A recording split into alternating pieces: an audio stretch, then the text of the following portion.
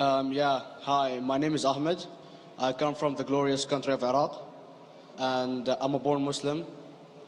My problem is that I practiced Islam when I was... Brother, first we'd request questions from the non-Muslims. Once all the questions from non-Muslims are over, inshallah, we'll give you a chance. Yeah, but I'm telling you my problem only. Okay. But you said you're Ahmed and you're a born Muslim. I am born Muslim. But now are you a Muslim or not? I'm agnostic. Oh, so now you have left the religion of Islam. Yeah, I'm confused. Okay, fine. If you have left the religion of Islam, you can ask the question, brother. Okay.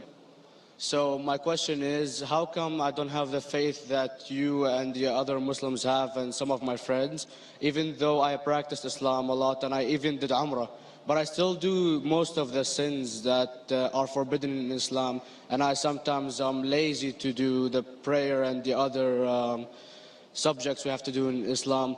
I have read many books and about other religions and conspiracy theories and documentaries and such. I even have seen your own videos on YouTube, and there are many questions that go around my head about Allah and the Messenger and Muslims in general.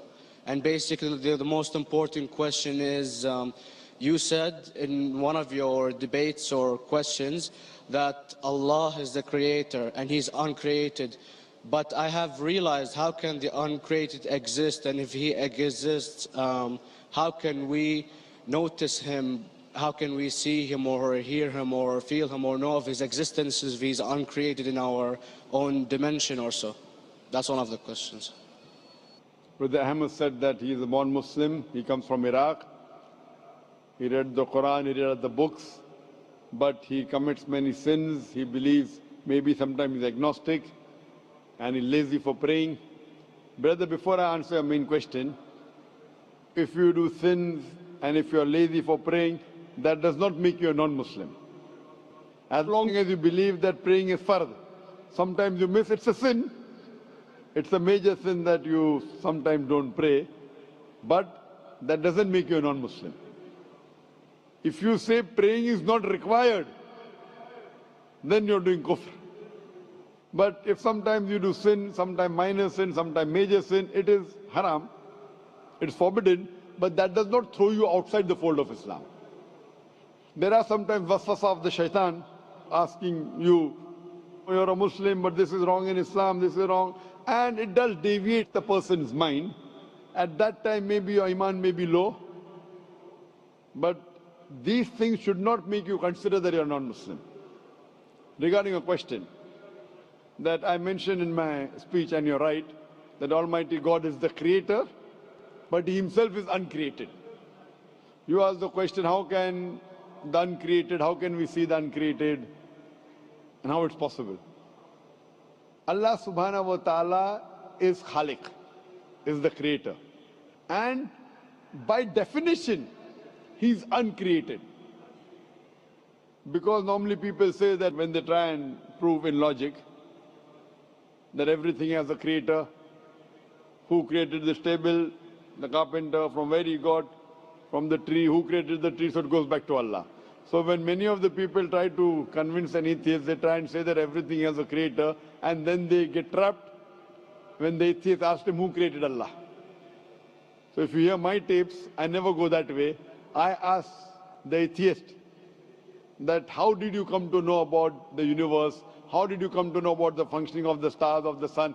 And he says, and goes back, that the creator. So it's the vice versa. So if you know how to deal with logic, you don't trip over this problem with the atheist trap, the Muslims or the believers, by saying who created Allah. By definition, Allah is uncreated. And if you ask the question, who created Allah? If you have heard my tapes, I give the reply, that suppose a person comes and says that my brother John. Yeah, I know, I saw that, I heard that's funny, but I mean, how does he exist if he's uncreated? Not that is Allah. Yeah. That's the difference between you and Allah. How does he exist? Means he was existing. He doesn't have a beginning. You and I have a beginning, that's human being. So that's the difference between us and Allah. You can't say that Allah has to be like us. If Allah is like you and me, why should we worship Him? I see, but have you heard of the phenomenon, the Big Brother? used by various orders and political agendas to control the people and such by implementing it into multiple gods, and then later on it became a monotheistic religions all over the world to make it easier for the people to... Sorry, I've never heard of the religion Big Brother. It's not a religion. It's like a theory, an idea, basically. What does it say? Yes? What does this idea say? What does it say?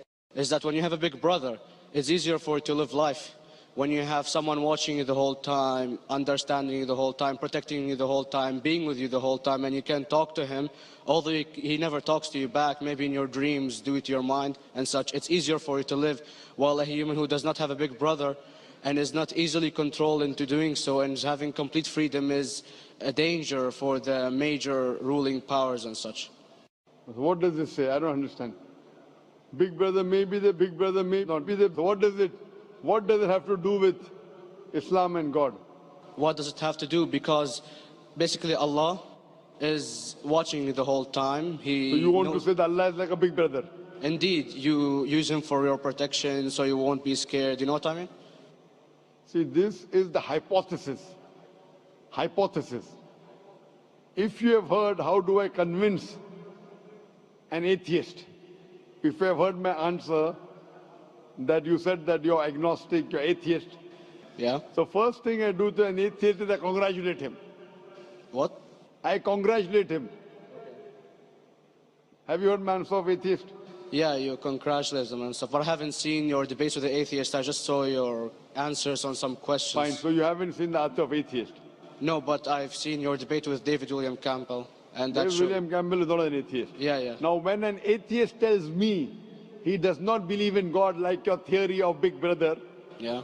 And if you believe in that theory, I will ask you, first thing I do to the atheist, I congratulate him. You know why? Yeah, because they think and they don't follow what their parent does and such stuff like that. No. I congratulate him because he is not doing blind belief.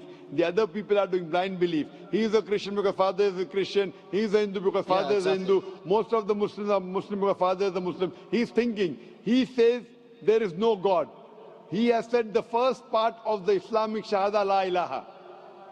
The reason I congratulate him is because he has said the first part of the Islamic Shahada, Islamic Creed, La ilaha. The only thing I have to do is illallah, which I shall do inshallah. So if you have heard my answer, an atheist becomes an atheist because he believes in science, he believes in logic. So I ask him that if an equipment is bought in front of him, which no one in the world has ever seen, and if the question is asked that who will be the first person who will be able to tell you the mechanism of this new equipment, what is the answer? Of course he's going to tell you the producer or the maker of this equipment. Creator, producer, maker. So when we ask him questions that how did this universe come into existence, he will talk about the Big Bang. This what we're going to talk is already mentioned in the Quran 1400 years ago in Surah Anbiya chapter number 21 verse number 30. Avalam yaral lazina kafaru anna samawati wal arda kanat ratkum fataknahuma. Do not the unbelievers see that the heavens and the earth were joined together and we clove them asunder.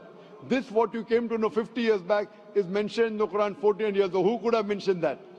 Well, in various civilizations in like 2000 or 5000 BC before Islam came or Christianity itself, there was various civilizations that are good in astronomy and they know more about our solar system than we do now, sadly. Brother, your knowledge of science is little, not in-depth. I do agree. There are certain things which were known as hypotheses. For example,